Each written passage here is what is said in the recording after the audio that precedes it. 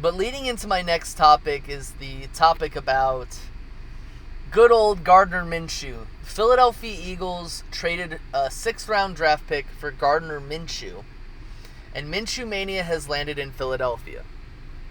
Now, this was before the Eagles had named who their starting quarterback was going to be, and when it happened, I knew when it happened, everybody, the Twitter sphere and the Munchkin trolls were going to come out and be like, the Eagles don't trust Jalen Hurts.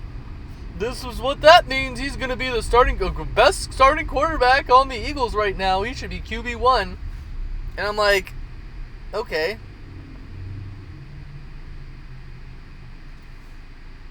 People are just going straight through red lights. It's ridiculous. But regardless, Gardner Minshew comes to Philly. People are talking smack about it. I always say that, they could sign me as the backup quarterback, and, there would be a controversy. People would just start controversy over that. People are just so disingenuous about everything. And then the moment you say something negative about their team, they're like, oh, you're such a hater. The fact of the matter is that Gardner Minshew is right now the 3rd-string quarterback. If it doesn't really matter to me what Jalen Hurts is on this team, because I don't think that the Eagles owe him anything. I'm someone who doesn't think that he's earned the position to be a starting quarterback, but he's a holdover from the previous, administration, the previous era. So, of course, he's going to be the starting quarterback. It just makes sense that way. Now, Jalen Hurts could go out there and he could play really, really well, and he could prove that this was a successful move, but the Eagles don't owe Jalen Hurts anything. And he certainly hasn't proven that he's like Patrick Mahomes or even Deshaun Watson level of talent. But he could do well, and I'm definitely hoping and cheering that he does well. But the fact of the matter is that people aren't going to make smart takes when it comes to this Gardner Minshew thing. It's a whole thing about backup quarterbacks. The Eagles value backup quarterbacks more than anybody else. And, I would say that Gardner Minshew is a bit of an icon, kind of like a Tim Tebow, minus the huge following. Gardner Minshew was supposed to be the guy in Jacksonville, but he just wasn't able to win games, so they just moved on without him. And they got Trevor Lawrence, and they have their future, or the guy who they hope is their future. So, good luck to them. I don't have any qualms with it. The only qualm I really have with this situation is the fact that the Eagles are trading a 6th-round draft pick for a 3rd-string quarterback, which I don't think that in many cases is that smart of a move. But it is what it is, and it's just something that we're just going to have to deal with. We're going to have to deal with the effects of it.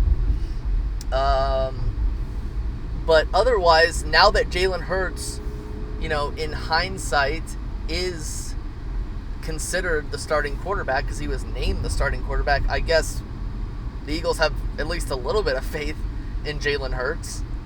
So, all the bad take people, the cold takes, exposed people.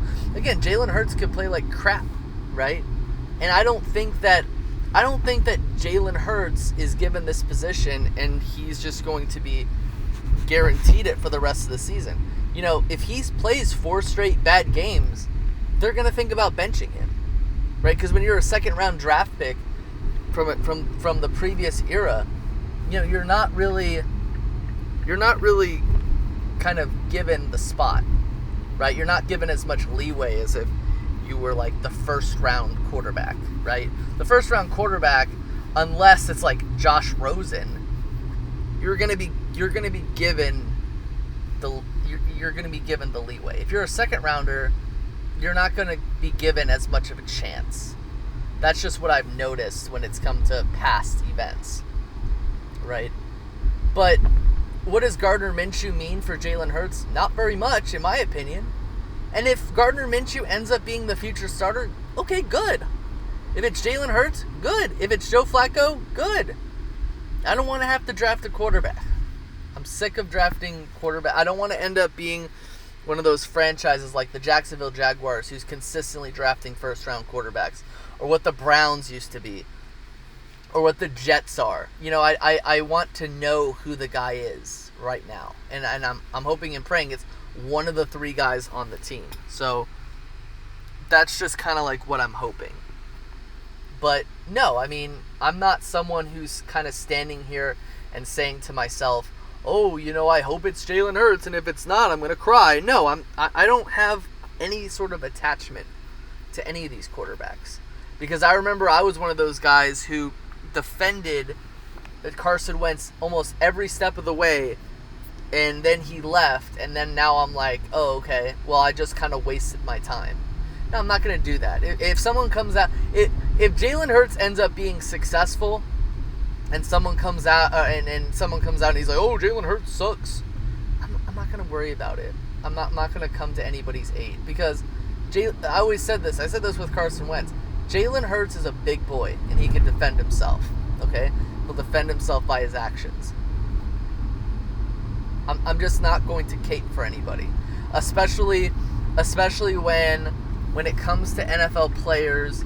These guys, they might not stick around for very long. So I'm just not going to be worried about the situation. I'm not going to stand here and act like, oh, I'm going to cape for Jalen Hurts, because I'm not going to do that, right? I hope Jalen Hurts does well. Again, if Gardner Minshew comes in and takes his spot, then that happens. I'm not going to cry about it. It is what it is. Sometimes there's nothing you can do about it. The Eagles are one of those franchises where, our longest quarterback time, the longest a guy has ever been a quarterback for the team was like 9 years, and that was Donovan McNabb, 9 or 10 years, right? Other than that, we haven't had a long-term starting quarterback, outside of maybe Ron Jaworski, right? And that's it. Otherwise, we've had a bunch of short-term guys and backup quarterbacks playing really well. So hopefully Jalen Hurts has got it. Hopefully Jalen Hurts, who's talked the talk, hopefully he can walk the walk. And hopefully he can be successful. Right? But do I think that Gardner Minshew really has anything to do with that? No. And looking at this in the situation, right? Imagine if we had brought in Deshaun Watson, how much people would be like, "Oh, you fans of the Eagles, you're a bunch of molester lovers," right? Because people don't have a critical brain in their bodies, right? I remember I'm old enough to remember when in 2009, 2010 when the Eagles had Michael Vick, when they got Michael Vick, and everybody called us like fans of a dog killer. When like people acted like Michael Vick, like I'm a dog lover, like I like dogs, and people acted like Michael Vick had ordered the killings of every dog in the world when that didn't actually happen. Did Michael Vick serve his time? He served his time. Should he have served longer time? Yeah. But what people don't remember is the fact that he was the only one who served time. The literal only one. And I'll never forget idiotic Giants fans who like, I care so much about all the dogs, and I'm going to fake outrage when these guys support Lawrence Taylor all the time when he admitted to having sexual contact with a 17-year-old. Oh, but she said she was older than 18. It doesn't matter. It doesn't matter. The onus is on the adult, okay? But Giants fans, oh, Lawrence Taylor is so great. Lawrence Taylor is kind of a scummy dude, so, but you know, it doesn't matter who the Eagles brought in as the backup quarterback. They were going to start some sort of fake controversy. Happened with Carson Wentz. I'll never forget. We drafted Clayton Thorson in the 5th round. Ooh, he's the replacement for Carson Wentz. Clayton Thorson didn't even play a single down for the Eagles in any regular season time. So, what a really crappy take those were.